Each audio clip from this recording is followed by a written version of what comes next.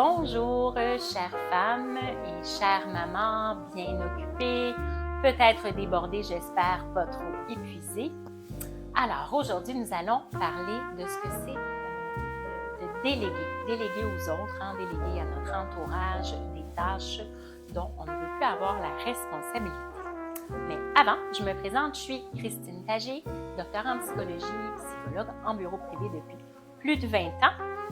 Et j'aide les femmes, les mamans débordées, épuisées à alléger leur charge mentale pour mieux profiter de la vie au quotidien.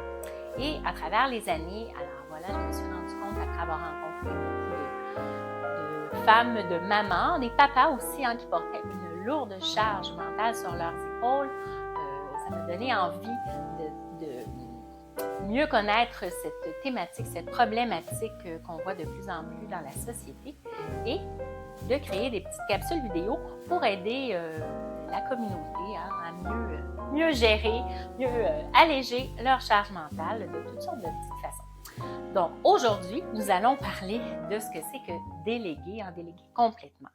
Alors, selon le petit Robert, déléguer, ça signifie charger quelqu'un d'une fonction, d'une mission en transmettant son pouvoir. On peut déléguer un représentant à une assemblée, par exemple. Ça signifie transmettre, confier une autorité, un pouvoir, déléguer sa compétence à quelqu'un. Et ça demande, c'est sûr, des outils d'organisation et de planification quotidiens.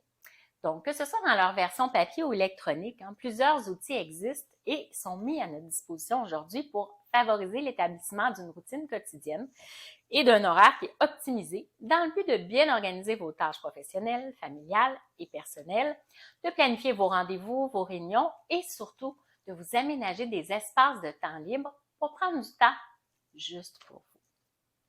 Évidemment, mieux votre horaire sera bien organisé, plus vous pourrez libérer votre esprit et alléger votre charge mentale. En plus, meilleure sera votre capacité à prendre les bonnes décisions pour déléguer les tâches et responsabilités. Et meilleure sera votre satisfaction face aux gens à qui vous aurez fait confiance pour collaborer avec vous, les gens à qui vous aurez délégué entièrement certaines tâches. Si ça vous intéresse, on pourrait faire éventuellement une capsule vidéo sur certains outils et applications pour vous aider à mieux vous organiser, tels que Google Agenda, par exemple, Notion, Evernote, il y a OneNote, Trello, il y a différentes applications de gestionnaire de tâches, de calendrier, agenda électronique pour nous aider à mieux s'organiser, mais aussi à mieux déléguer à notre entourage.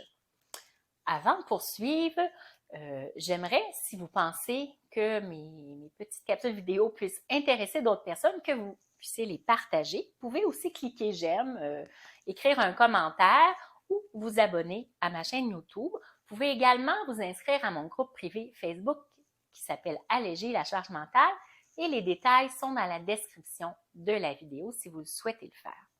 Alors maintenant, on revient à ce que c'est déléguer. Alors voici les avantages d'apprendre à déléguer aux membres de notre famille ou à notre équipe de travail. C'est inspiré par le blog ACM Canada. Alors l'avantage numéro 1, optimiser son temps. Donc, de prime abord, le fait de déléguer, ça peut sembler plus long et plus complexe que d'accomplir soi-même la tâche. C'est évident que ça demande de la planification, puis ça exige aussi d'exercer un suivi sur les projets ou les tâches qu'on délègue. Par contre, ça peut permettre de sauver beaucoup de temps dans le quotidien. Avantage numéro 2, concentrer ses efforts sur ses priorités. Donc, il y a certaines tâches qui nécessitent d'être absolument accomplies par la personne responsable elle-même, mais il y en a d'autres qui sont plus secondaires et qu'on peut facilement déléguer aux autres. Donc, en déléguant, la responsable, elle s'assure de mettre ses efforts sur les dossiers prioritaires qui nécessitent toute son attention et elle peut oublier les tâches secondaires en les ayant déléguées aux membres de son équipe ou de sa famille. Numéro 3, consacrer davantage de temps à la planification stratégique. Donc, les tâches quotidiennes prennent beaucoup de temps dans une journée et il en reste donc beaucoup moins de temps à se concentrer à la planification au travail si vous êtes travailleur autonome ou entrepreneur, entre autres. Avantage numéro 4, accélérer la prise de décision. Lorsque la personne est en position d'autorité, dans le milieu familial ou le milieu professionnel, transmet une partie de son autorité à une autre personne, mais celle-ci peut prendre des décisions d'ordre secondaire sans avoir besoin constamment de consulter le parent, la figure d'autorité ou le supérieur, par exemple. Enfin, l'avantage numéro 5 de déléguer, c'est d'encourager les initiatives chez l'autre. Le fait de déléguer certaines tâches, ça permet de responsabiliser les membres de la famille ou l'équipe de travail. Puis comme chacun doit rendre des comptes en fonction des tâches qui lui ont été attribuées, il peut donc se sentir mieux concerné par la réussite de l'entreprise ou lors de la propreté, l'organisation dans la maison. Il est également important de mentionner que si vous souhaitez déléguer certaines tâches à votre famille ou à votre équipe de travail, bien, c'est de votre responsabilité évidemment de fournir la formation, les outils puis le soutien nécessaire aux gens pour qu'ils puissent bien accomplir les tâches déléguées. Par contre, en déléguer, c'est aussi accepter qu'une autre personne le fasse à notre place. Et là, peut se pointer la crainte que la personne à qui on a délégué la tâche ne fasse pas aussi bien que nous l'aurions fait et que le niveau de qualité attendu ne soit pas le même que si c'est nous qui l'avions accompli. Donc, c'est vraiment important quand on délègue une tâche qu'on la délègue à 100%.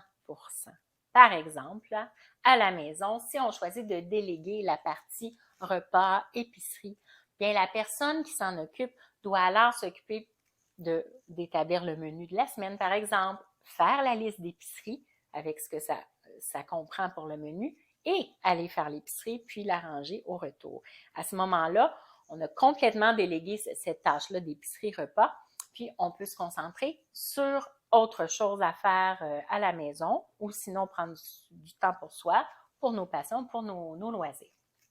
Donc, apprendre à déléguer, ça vous permet de vous libérer des moments pour prendre soin de vous ou d'occuper ce temps-là pour autre chose qui vous passionne.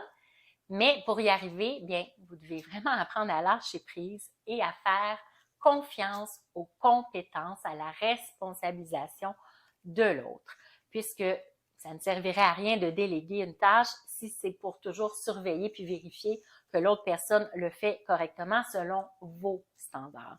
Vous devez vraiment faire confiance et lâcher prise que la personne, elle va le faire selon ses standards à elle, mais au moins ça sera fait et ça vous aura libéré du temps de votre côté.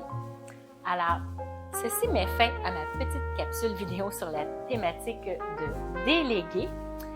Si vous avez envie d'évaluer le niveau de votre charge ou même de votre surcharge mentale, vous pouvez aller télécharger mon questionnaire. C'est aussi dans la description de la vidéo. Alors, vous aurez directement les résultats d'ailleurs pour le questionnaire en le téléchargeant sans aucun problème. Je vous souhaite une très belle fin de journée et comme à l'habitude, prenez bien soin de vous avec bienveillance. Au revoir!